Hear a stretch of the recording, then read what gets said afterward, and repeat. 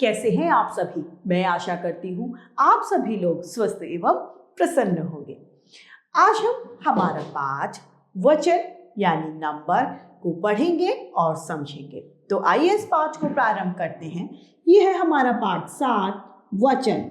वचन किसे कहते हैं? जिससे हमें यह पता चले कि संख्या एक है या एक से ज्यादा। व्याकरण की दृष्टि से अगर इसको परिभाषित किया जाए तो जिन शब्दों के माध्यम से हमें किसी वस्तु या प्राणी के एक या एक से ज्यादा का बोध होता है वह वचन यानी नंबर कहलाते हैं। यहां पर 2 वर्ग हमें दिए गए हैं। पहला है अ वर्ग, दूसरा ब वर्ग। अ वर्ग में पहला लिख रहा है लड़का खेल रहा है, यानी इस वाक्य से हमें पता चलता है कि लड़का एक है। दूसरे वाक्य से हमें पता चलता है लड़के खेल रहे हैं, यानी लड़के एक से ज्यादा हैं। हो सकता है वह 2 हो, 4 हो, 10 हो या उनसे ज्यादा हो। लड़की नाच रही है, यानी लड़की एक है और वह नाच रही है। दूसरा वाक्य है लड़कियां नाच रही हैं, यानी लड़कियां मतलब एक से ज्यादा लड़कियां हैं जो नाच रही हैं। गाय घास चर रही है, गाय घास खा रही है, वह एक गाय है। यहां पर है गायें घास खा रही हैं। गायें मतलब एक से ज्यादा गायों का वहां पर होना है। 2, 4, 6, 10 जितनी भी है, लेकिन वह एक से ज्यादा है। चौथा है खिड़की खुली है। ब वर्ग में लिखा है खिड़कियां खुली हैं।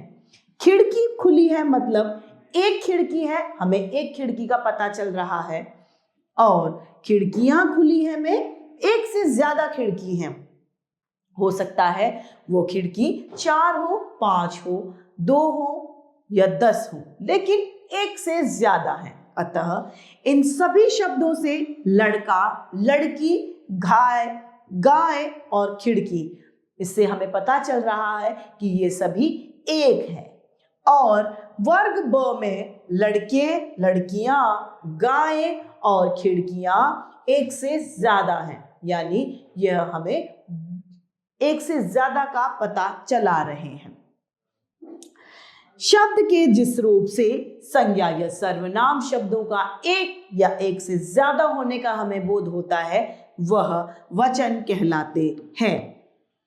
वचन के 2 भेद होते हैं। पहला एक वचन, दूसरा बहुवचन। एक वचन शब्द के जिस रूप से संज्ञा व सर्वनाम के एक होने का हमें बोध होता है वह एक वचन कहलाते हैं। जैसे लड़का, हाथी, कॉपी, पेंसिल, किताब, नदी इत्यादि।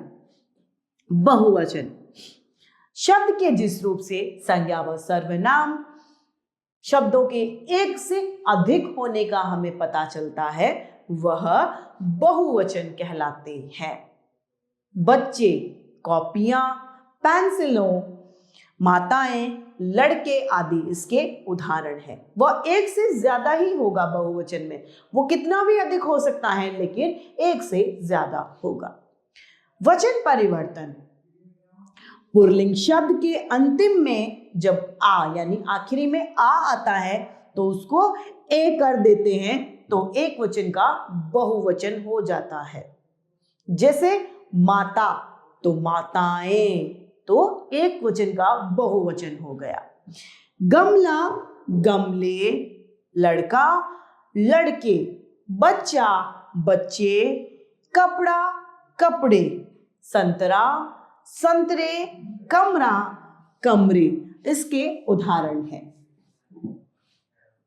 चरखा, चरखे, चूहा, चूहे, दरवाजा, दरवाजे, डाकिया, डाकिये, तिनका, तिनके।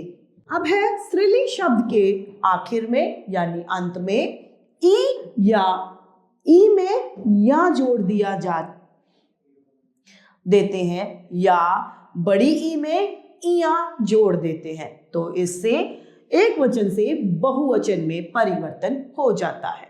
जैसे शक्ति, यानी छोटी ई आई है तो इसके आगे शक्तियां। गली, बड़ी ई आई तो इया जोड़ दिया जाएगा, गली, गलियां। लड़की, लड़कियां। खुशी, खुशियां। रोटी, रोटियां। फली, फलियां। तिथि, तिथियां। साड़ी, साड़ियां। तितली, तितलियां। सखी, सखियां। परी, परियां। बोली, बोलियां। नीति, नीतियां तथा रस्सी, रस्सियां हैं। जब स्त्रीलिंग शब्दों के आखिर में आ हो तो उसे ए कर देने पर बहुवचन बन जाता है। जैसे झील, झीलें। रात, रातें। जीभ, जीभें। गर्दन, गर्दनें। बहन, बहनें। बाह, बाहें। कलम, कलमें। तस्वीर, तस्वीरें। सड़क, सड़कें। बंदूक, बंदूकें। इन सभी में अ को ए करके हमने बहुवचन को देखा। अब स्त्रीलिंग के आखिर में आ होता है तो उसमें ए जोड़ देने से बहुवचन बढ़ता है। जैसे मात्रा का मात्राएं। महिला का महिलाएं। भाषा, भाषाएं। हवा, हवाएं। शिक्षा, शिक्षाएं। बालिका, बालिकाएं। कन्या, कन्याएं। सीमा, सीमाएं। दवा, दवाएं। सेना, सेनाएं। स्त्रीलिंग शब्द के आखिर में यदि या हो तो उसे या कर देते हैं। जैसे लुटिया का लुटियां, यानी एक लुटिया है और लुटियां एक से ज्यादा है। डिबिया, डिबियां।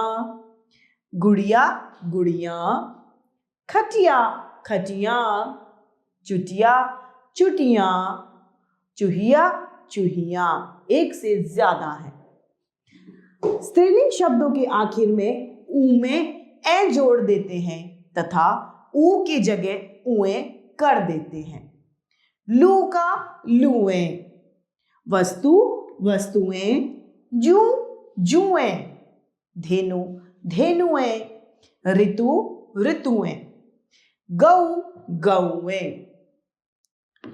यहां जानते हैं कि भाववाचक संज्ञाएं हमेशा एक वचन में होती हैं। करुणा, प्रेम, दया, घृणा आदि एक वचन हैं। धातु पदार्थों के लिए प्रयोग किए जाने वाले शब्द हमेशा एक वचन में होते हैं। सोना, चांदी, पीतल, लोहा इत्यादि। वर्षा, घी, दूध, पानी, तेल, आकाश, पाताल, स्वर्ग, नरक सभी देश सदा एक वचन होते हैं।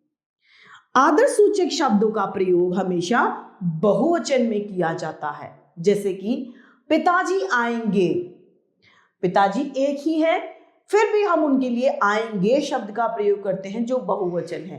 क्यों? क्योंकि आदरसूचक शब्दों में सदैव बहुवचन का प्रयोग किया जाता है। दर्शन, हस्ताक्षर, प्राण, केश, आंसू आदि शब्दों का प्रयोग हमेशा बहुवचन में किया जाता है। जैसे उसके प्राण निकल गए, केश निखर उठते हैं इत्यादि। तो इस तरीके से हमारा यह पाठ वचन समाप्त होता है। आइए संक्षेप में एक बार इसे दोहराते हैं। शब्द के जिस रूप से संज्ञा व सर्वनाम के एक या एक से अधिक होने का हमें बोध होता है वह वचन कहलाते हैं। वचन के दो भेद होते हैं, एक वचन तथा बहुवचन। तो इस तरीके से हमारा यह पाठ वचन समाप्त होता है। मैं आशा करती हूँ आप सभी लोगों को यह पाठ भली भांति रूप से समझ में आया होगा। आज के लिए इतना ही, फिर मिलते हैं। धन्यवाद।